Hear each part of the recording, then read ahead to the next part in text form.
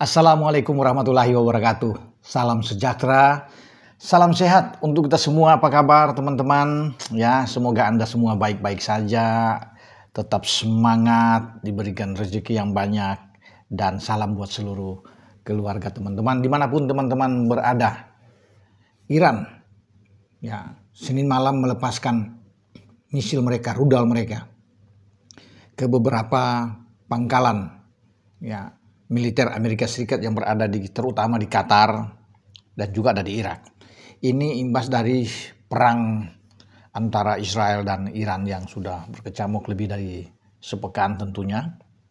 Dan ini mengundang kekhawatiran ketika Amerika Serikat membalas untuk bisa menyerang tempat-tempat yang disinyalir menjadi tempat nuklir bagi Iran. Iran merespon dan membalas dengan meluncurkan rudal-rudal mereka, baik ke Israel dan terakhir ke pangkalan militer Amerika. Nah, kenapa saya mengatakan di awal dengan ini? Tentunya ini mengguncang di mana kita tahu bersama Amerika adalah host tempat untuk Piala Dunia 2026. Iran, salah satu tim yang sudah lolos dari 6 tim pertama yang lolos di fase ketiga, itu ke putaran final di Amerika Serikat. Ya, Amerika Serikat tentunya melarang, ya, bahwa penonton-penonton dari Irak dan juga tentang kesebelasan Irak dia akan tampil, sehingga ini memusingkan bagi AFC dan juga FIFA karena induk paling tinggi kan FIFA. Nah, kemudian ketika Iran menyerang dengan rudal-rudal pada Senin malam tersebut, ini juga mengganggu kestabilan di Qatar, karena Qatar itu ditunjuk oleh AFC dengan persetujuan dari FIFA menjadi salah satu tuan rumah di putaran keempat Piala Dunia Zona Asia, teman-teman. Pasti teman-teman bisa tahu kan, ada Qatar dan Arab Saudi yang sudah ditunjuk, walaupun banyak yang merasa bahwa ini tidak fair, tidak adil, bahwa Qatar juga dan Arab Saudi adalah peserta di putaran keempat. Tetapi itu sudah keputusan. Namun ini ketika perang terjadi, rudal-rudal berkeliaran di udara dan jatuh di pangkalan Qatar, tentunya AFC harus berpikir lagi. Ya, kalau ini terus-menerus terjadi, ya semoga ada gencatan senjata dan ada perdamaian. Itu yang paling penting. Perdamaian sehingga tidak berkelanjutan perang baik Iran dan Israel. Tentunya untuk Iran melakukan pemboman lewat rudal-rudal mereka ke Qatar, ya, dan juga bisa berimbas ke Arab Saudi, atau Amerika membalas menggempur juga Iran. Ini kan akan lebih panjang, lebih rumit. Nah, undian untuk round 4 tuh, putaran keempat itu sebentar lagi, itu bulan depan. Ya mungkin tinggal hitung 2 minggu ke depan, ya, untuk acara undian di Kuala Lumpur tanggal 17 Juli untuk menentukan siapa lawan siapa nantinya di putaran keempat, karena ada 6 tim yang lolos sebagai peringkat ketiga dan peringkat keempat di grup A, B, dan C. Nah, ketika Qatar itu diserang, nampaknya FIFA harus berpikir lagi, mempertimbangkan tuan rumah ini.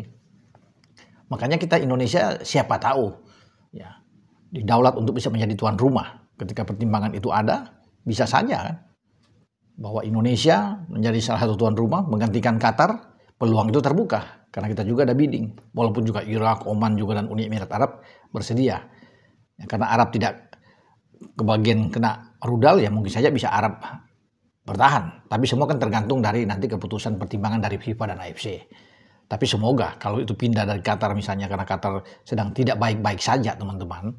Ya saya berharap, ya, sebelum ke tanggal 17 itu ada perubahan, misalnya ini kan, ada perubahan dan kita ditunjuk. Ya kita harus siap.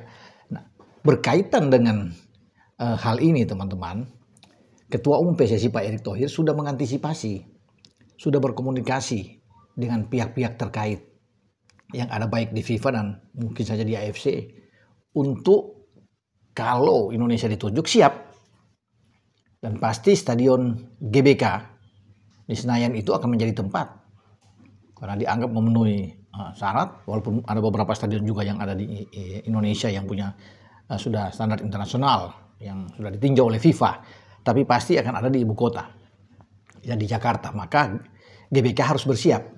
Ya kita akan bersyukur menyambut dengan baik kalau menjadi tuan rumah untuk putaran keempat menggantikan Qatar. Ya, Ini seandainya ada perubahan yang dilakukan oleh AFC dan FIFA. Nah, peluang kita sangat bagus sebagai tuan rumah. Dukungan supporter yang fanatik, yang sangat militan di GBK. Dan itu sudah terlihat kan, teruji. Bagaimana kita bisa mengalahkan Arab Saudi, kita mengalahkan Bahrain, kita mengalahkan Cina, dan kita bisa menahan imbang Australia hanya kalah dari Jepang. Ya, ini peluang itu terbuka. Siapapun lawannya, misalnya datang ke GBK, kita siap. Ya, mau Qatar, Irak, ya, Uni Emirat Arab, kita siap. Ya, kalau dengan Oman kan nggak bisa, ya, karena kita satu di di fase ketiga di pot 3 itu yang ada ya. Tergantung dari FIFA menilai Iran dan AFC sebelum undian. Ya semoga ya kalau itu memang ada terjadi ya, bahwa kita sebagai tuan rumah, Ketua Umum sudah menyatakan kesiapan. Makanya Ketua Umum bilang kita serahkan saja keputusan itu kepada AFC dan FIFA. Kita menunggu saja yang terbaik, itu kata Pak Erik, ya, untuk bisa menilai. Jadi tetap sekarang kita fokus aja dulu untuk persiapan di putaran keempat. Tim ini harus lebih baik, harus lebih matang dalam persiapan, dan kita harus berjuang dimanapun kita berada. Jadi tidak perlu takut. Itu kan yang dibicarakan, diomongkan oleh Pak Erik. Tetapi alangkah baiknya kalau kita menjadi tuan rumah, ini akan disambut dengan gembira, dengan sukacita oleh kita semua penggemar sepak bola di Indonesia. Dan mereka menantikan itu. Semoga kita akan lihat perkembangan dalam minggu-minggu ke depan ini, apa yang akan terjadi. Kalau masih terus bergolak dengan perang ya antara Israel dan belum mereda, tidak ada gencatan senjata, karena konon saya dengar ini akan ada mungkin jalan keluarnya ada gencatan senjata. Sehingga Iran juga tidak akan melepaskan misil-misil mereka, rudal-rudal mereka ke Qatar atau ke daerah-daerah di mana ada pangkalan militer Amerika Serikat, dan juga Amerika tidak menyerang Iran, juga Israel tidak menyerang Iran, sebaliknya begitu. Nah, itu akan terjadi. Tapi kalau ini terus terjadi berulang, ini kan tidak aman di Timur Tengah. Tidak aman ini dan mengganggu. Makanya dicari tempat yang netral. Ya bisa saja itu peluang besar ada di Indonesia.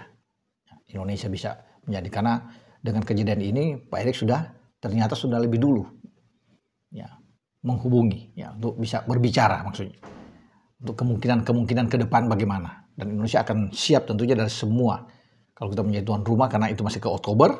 Jadi persiapan itu akan panjang dan disiapkan, mau rumput, stadion, dan semua fasilitas yang ada, hotel dan dukungan dari pemerintah dan sebagainya untuk menyambut putaran keempat. Makanya kita berdoa saja yang terbaik untuk nantinya di Timur Tengah ada perdamaian. Kalau sana damai, semua tentunya akan berkelanjutan di Qatar. Karena Qatar tuh menyiapkan ada 3 stadion teman-teman. Ya, ada Jassim bin Ahmad, itu ada di Doha. Stadion Internasional Khalifa juga ada di Doha, di ibu kota.